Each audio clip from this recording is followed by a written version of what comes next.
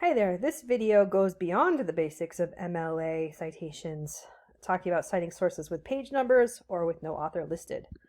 So the vast majority of sources you're going to be using in this class don't have page numbers, but that doesn't mean that you shouldn't know how to cite sources that do have page numbers. So sources without page numbers include anything you'd find on the internet besides like a PDF that already has printed page numbers on it.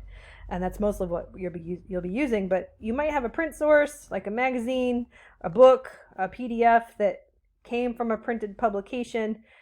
In those cases, you're going to have page numbers and you're going to need to include those in your works cited, in your in-text citations. So when page numbers are given, they need to be included.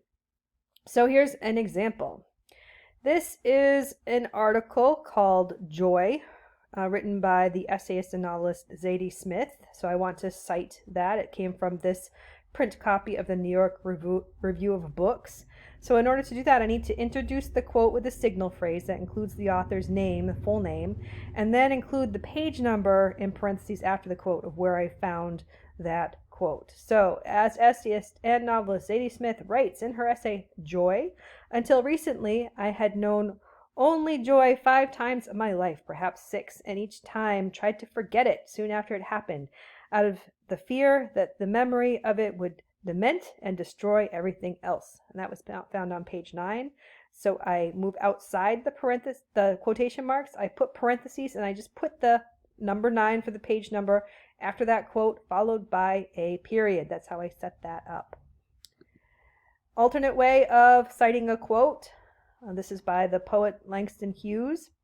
You put the page number in parentheses after the quote, after you've said the name of the writer. In this case, it's a poet. So as one great poet once said, hold fast to dreams, for if dreams die, life is a broken winged bird that cannot fly.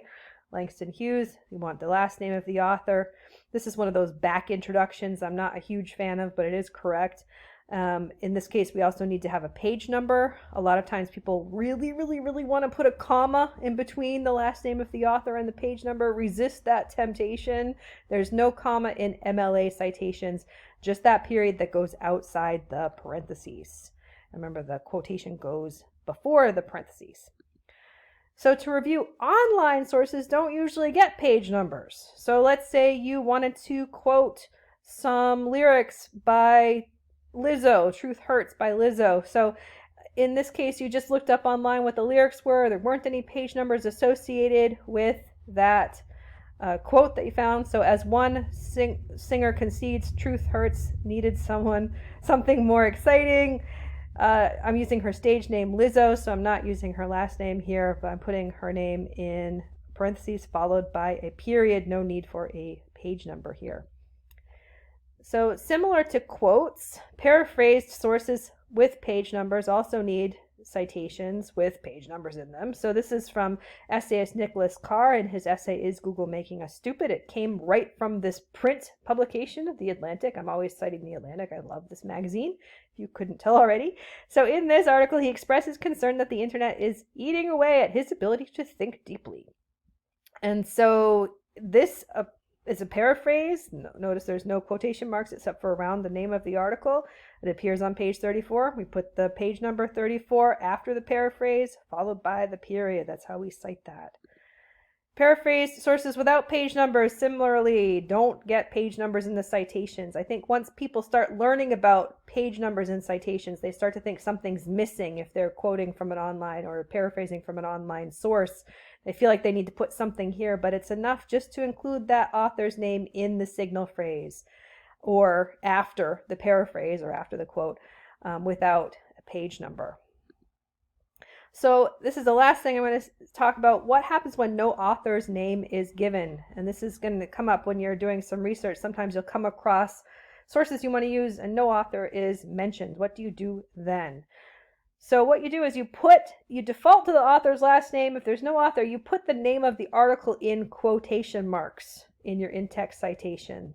So this is a paraphrase from information about what you do if you're having trouble taking care of taking care of your pet. So those who have trouble affording the cost of having a pet spayed or neutered can sometimes work out a payment plan with their vet. Alternatively, vet pet owners can seek out vets in smaller towns where fees may be less expensive. And I've just put the name of the article in quotation marks because article names go in quotation marks in parentheses. I just want to point out this one little last thing. So this is my same paraphrase I used on this page.